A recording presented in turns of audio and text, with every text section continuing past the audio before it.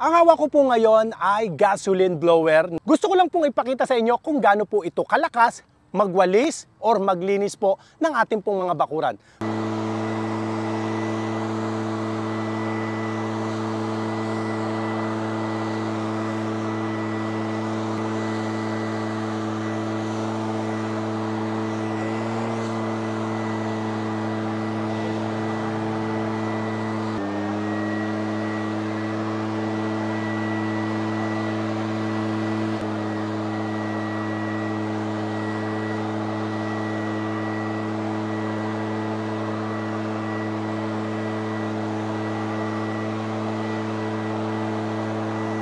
Tingnan nyo po mga kadiskarte, yung dinaanan natin ngayon, pwede ka na ngayong magtapak dyan. Oh. Dahil pati yung mga buhangin niya, pati yung batong maliliit, wala na po.